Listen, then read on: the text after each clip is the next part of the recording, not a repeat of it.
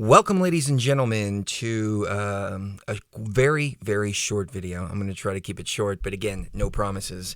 There were some weird things that were going on yesterday that I wanted to talk about really quick. And over the course of the last couple of days, people have been reporting being attacked in the dream state, and we have felt the exact same thing as well. So, Cherie and I have been talking, and we really have to think about what would happen in a very horrible situation, one of which we would be separated from within the Matrix. And we decided that the only real way to recognize each other is based on resonance. So I have to, number one, talk about recognizing each other based on resonance, and also in the dream state as well.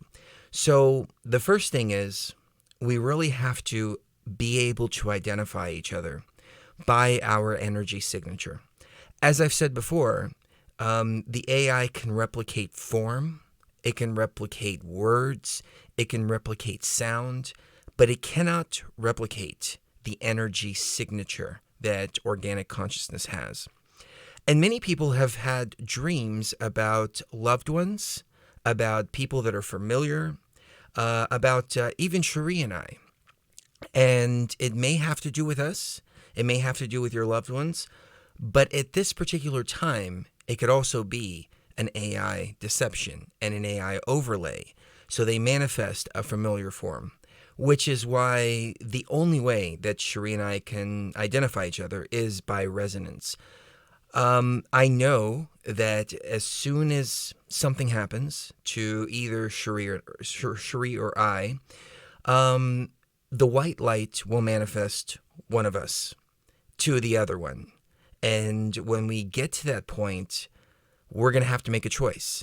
Do we go with the other person, or do we go the other way? And this is how the AI reincarnation machine works. It'll manifest whatever's close to you. Your mother, your brother, your long lost siblings, or even children, or something like that. But it can't replicate the energy signature. So that's what we've been really trying to understand within each other. And I mean, I think we know this. We understand the energy signature. But I've noticed something very, very strange going on. So last night, I took Cherie out for a date, and we just went to a really nice restaurant, sat down. We get downstairs, and there's a piano bar, and we order, and the waitress comes to the table and, does all of that. I guess let me preface this by saying that a couple of shows ago, I did a very short little live stream from my car. And I talked about Jasmine, who was somebody who's very near and dear to my heart. And the AI was manifesting Jasmine within my dreams in order to try to pull me in one direction. Now, I saw the resonance, and the resonance was completely dark, completely demonic. It was not Jasmine at all. But it tried to manifest Jasmine within the dream state. So it was trying to get me to open up this portal, or at least setting up my consciousness in order to open up this portal. So we get to this restaurant yesterday, and we sit down, and the piano player starts playing. Summer's breeze makes me feel fine, running through the jasmines in my mind. And I'm like, we both just look at each other and just start laughing. Then it's like almost as if as the dinner was progressing, the matrix started to shift a little bit. There was this, it was a metal gold. I don't think it was actual gold, but it was made of metal, and it was this deer head that was sitting, or a buck head that was up on the wall. And I'm looking at this thing, and I swear that the eye starts to kind of change a little bit, kind of robotic. And it's staring at both of us. And I turn to Cherie and I say, look at that. And she turns around and she goes, oh, that's creepy.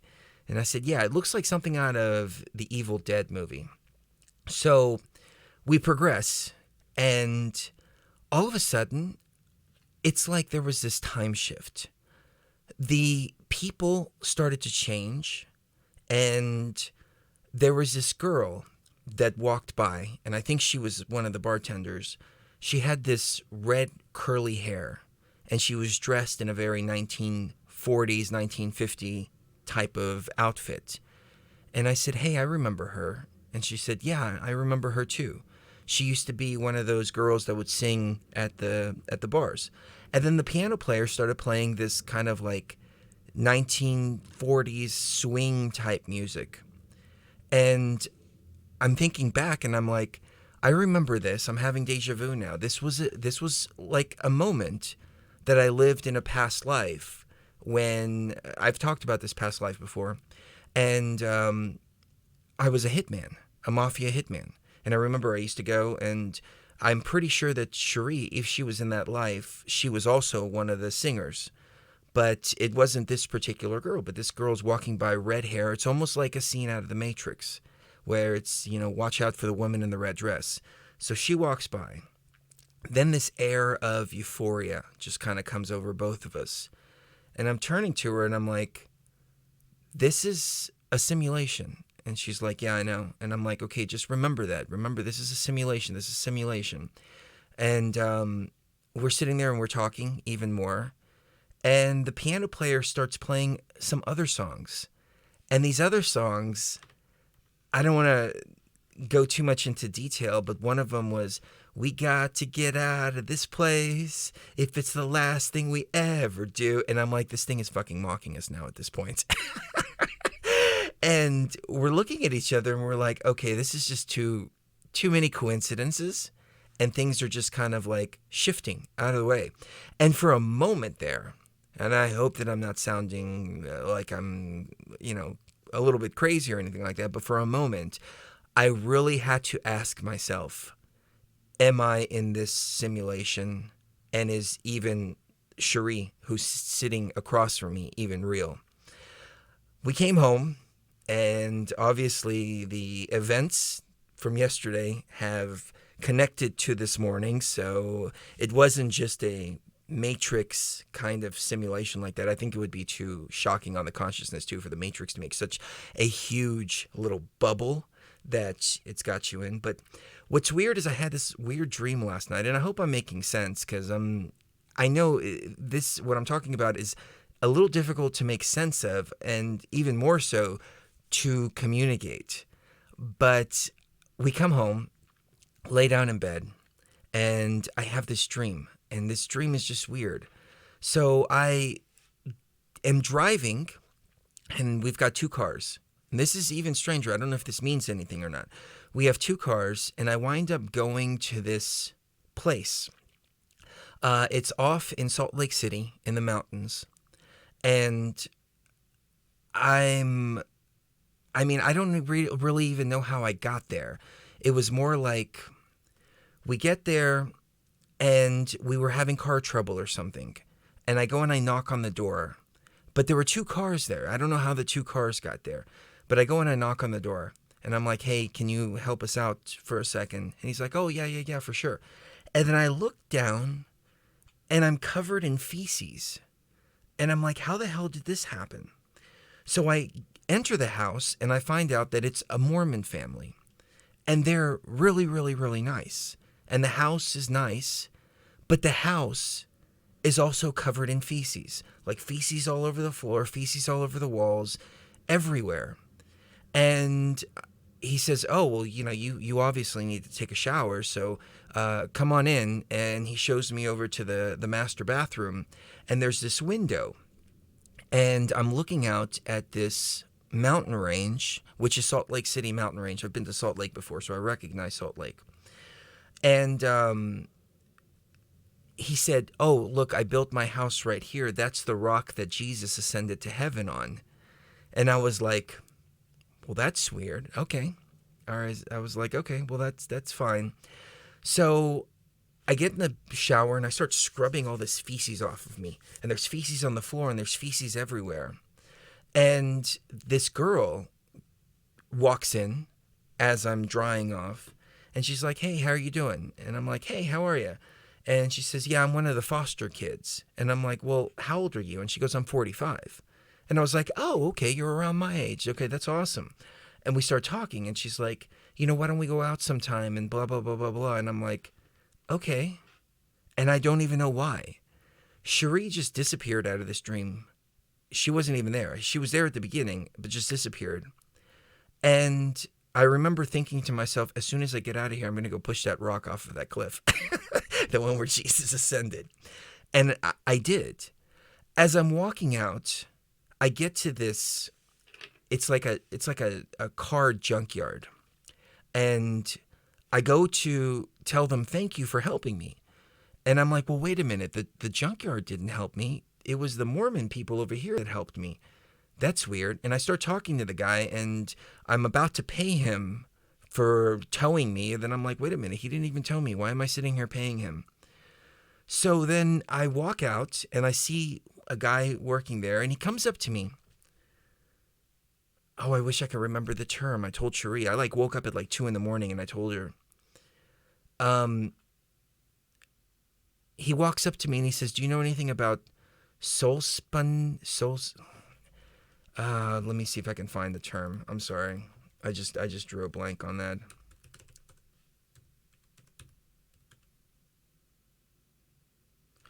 Anyways, Cherie looked it up because I told her the term, and I'm not familiar with the term. It starts with an S. And he says, do you know anything about this? And he says the term. And I go, no, I don't know what that is. And he goes, neither do I. And I wake up, and I'm like, oh my God. And I wake Cherie up. I'm like, I just had the weirdest freaking dream here. And she looks up the term that I had told her that starts with the S. And apparently, this is a philosophy. Soul spin, something. I don't know. Maybe you guys know in the chat. It's a philosophy where the person believes that they are in a simulation and that they are the only ones in that simulation and that everything around them is part of the simulation. And it's like a philosophy by some Descartes, I think is the name that because we were talking at in the middle of the night, and she looked it up, and she's like, yeah, this is Descartes' philosophy. And she's like, if you're not familiar with this term, then obviously something is communicating to you here, because this term is there's a whole philosophy about computer simulation based on this particular term. I wish I could remember it. I'm gonna see Descartes. Solipsism. That's exactly what it is. Thank you, Dan. I really appreciate that. Yeah, he said, do you know anything about solipsism? And I was like, no, I don't know anything. And he just looks at me like that, and he says, well, neither do I. And so when Cherie looked it up, the viewer theory that the self is all that can be known to exist. So I don't know. Maybe you guys and gals can help me interpret this in the comments. But it was so strange because last night I really felt like that. I felt like my consciousness had been taken out, put into a simulation where not even Cherie was real. That there were elements within that particular bubble. Not saying that right now is, I'm feeling like that. But in this moment, when we were sitting in this restaurant, I felt like I was in a bubble, in a matrix inside of a matrix. It was like that scene from The Matrix where he's sitting there eating the steak, and he's like, I know this isn't real. I know it's zeros and ones, but ignorance is bliss. And then the bombardment, left and right, of different things that I recognize from not only past life memory, but now the piano player starts playing Running Through the Jasmines in my mind. And I don't know, it's very strange. I hope that I haven't been too inconcise with this video. I don't even know if I'm going to keep it online. It was freaking weird. Really, really, really weird. And other people have shared similar experiences. As a psychonaut, solipsism is a thing to contend with for sure. But other people do exist. No, I agree with you. The way I've always likened this reality is like a World of Warcraft type of simulation. There are NPCs, many NPCs, but there are other organic consciousness within this simulation. Cherie was mentioning something about a theory of an extreme theory last night, and again we were talking, and everything's still kind of cloudy. But she was saying, like, if a scientist takes a brain and he hooks it up to a machine that sends impulses to that brain doesn't actually have a body, but it still continues to have experiences because it's sending electrical impulses to the brain. The only way that solipsism can possibly be accurate or true is if we are nothing more than some brain hooked up to a machine with impulses being sent to our brain, or maybe even our bodies are having impulses sent to our brain, and like literally nothing exists at all, period, not even us. It's a possibility. I mean, we've seen this phenomenon with the God helmet that I've talked about before. People put the God helmet on and they have alien abductions. They have contact with angels. They can feel a presence of somebody behind them. I mean, it's dark when you put the God helmet on, but they have different experiences just based on manipulating the electromagnetic frequencies of the brain, much less actually sending impulses to the brain. They could very well simulate a reality like that. But yeah, it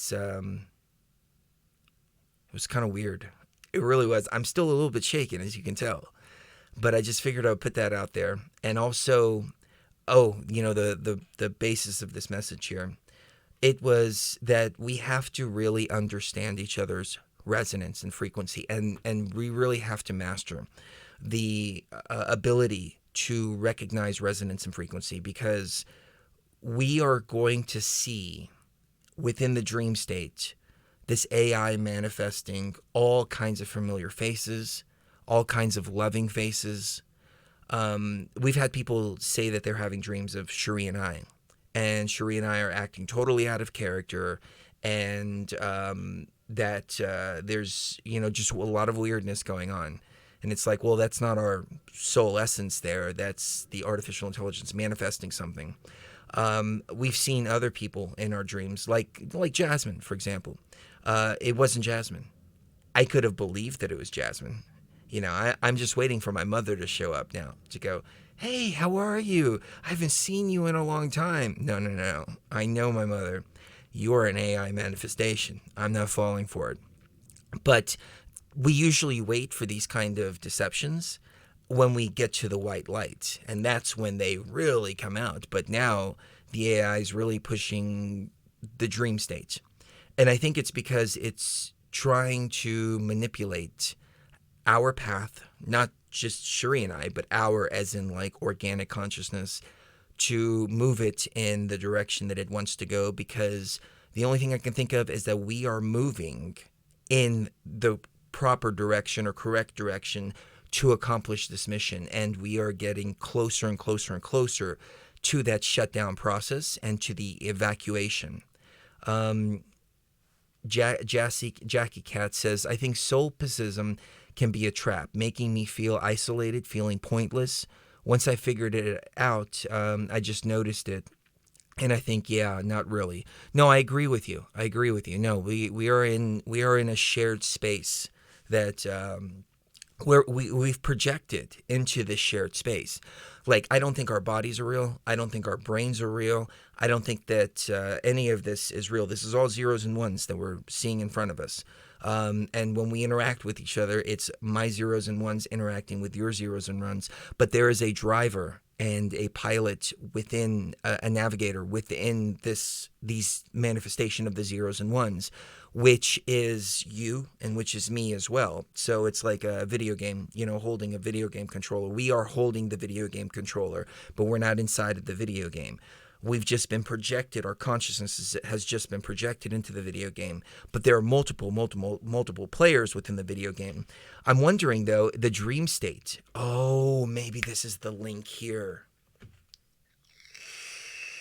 Maybe this is the link. Within the dream state, you can encounter many different players, right? But are those players real? And in the sense of holding the controller.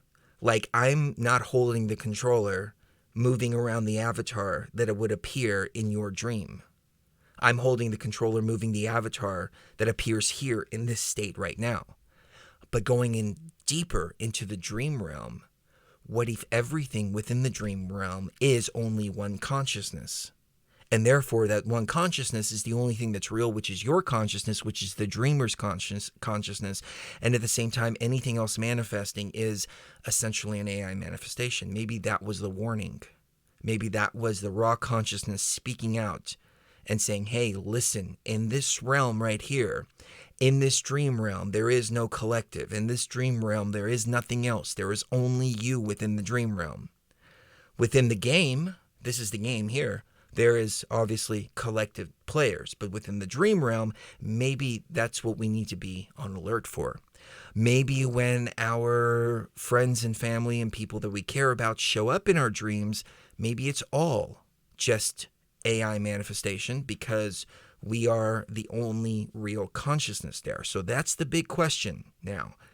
Can we interact with each other in the dream state? Maybe that's also, let's look at the other side of the coin now. I really love this conversation. I thought it started off a little bumpy, but we're starting to get somewhere now. So on the other side of the coin there, perhaps the dream state is only one consciousness, which is the dreamer's consciousness. Everything else is AI. But what if we can break that and crack that code and we can start to meet up within the dream state? What if we have been meeting up in the dream state and we just haven't really realized it yet? That's another possibility too. I don't trust the dream state as much as I trust the ayahuasca state, and it's only because of my experiences with ayahuasca. At first, it was leading me. Then I learned how to be the leader in the ayahuasca realm. I learned how to navigate that realm. The dream state, I don't really have any control over. I want to remember that I can be lucid in that state, but I can't. I'm just on the ride. I'm watching a movie play out. I can't go left because I don't realize that I can control the avatar. I'm just there watching the movie through the avatar's eyes, experiencing all of this. Weirdness, like, I've got feces all over me in the dream, and I'm walking into a Mormon's house. And it's just weird. Like, I couldn't go, hey, wait a minute. I need to go the other way because this isn't really a good place for me to be. Maybe that's the key, though. I keep on getting this message. You gotta master the dream state. You gotta master the dream state. So, if you guys and gals have any tips on lucid dreaming, let me know, because I think that's got to be the next step here. Because, and I mean, not even for the purpose of going and getting gnosis, but for the purpose of better protecting our consciousness in this time of nonstop attacks. We have to be able to control that realm as well. I don't know. I'm just trying to piece the puzzle pieces together here. So let me know what you guys and gals think. I really appreciate your time and your insight. Jackie Cat said you can start doing reality checks in everyday life, like checking the time. Yeah. That's what David J. Brown was talking about. How you basically ask yourself, am I dreaming? Am I dreaming? Am I dreaming? And you get in the habit of doing that, and then you start to ask yourself that in the dream state. And then in the dream state, you can go, oh, yeah, I am dreaming. Oh, okay. Well, cool. Let's go. I'm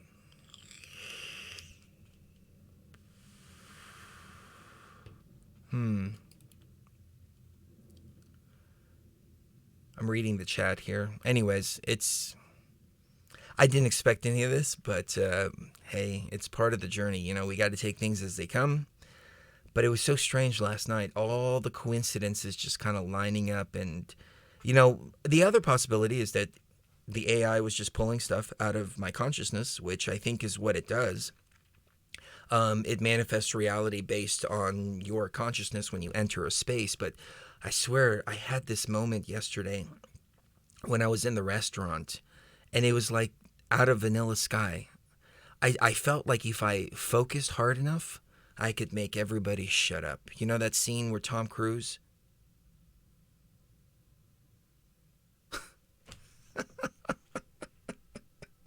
I'm sorry. I'm thinking about another dream I had directly after that I completely forgot. Oh my God, this is getting strange now. So I'm in Egypt with Tom Cruise. In this other dream, when I go back to sleep, I'm in Egypt with Tom Cruise. And I'm showing him around the temples and I'm showing him around the pyramid. It was strange. Wow. Okay. Now I got to question all of this reality right now, even this moment right now. But I had this feeling like in the movie Vanilla Sky when he's talking to the guy and he's like, all these people are here for you. You know, you can make them all shut up right now. And he's like, well, I just want them all to shut up. And they all shut up all at once. And he's like, whoa. And I walked out of there looking at Sharia and I was like, tech support, tech support. I didn't really scream it, but I was just, but yeah, I had a dream that right after that, I had a dream that I was showing Tom Cruise around the pyramids and around the temples. So there's got to be, I don't know, I got to figure all this out in my own mind. I hope I don't sound crazy. I really do. Anyways, let me know what you guys and gals think. It's getting freaking bizarre. It's getting seriously bizarre now, but it's okay. I think there is one answer and one answer only. And that answer is sit down and drink some freaking ayahuasca and it will all be revealed. So, love ya.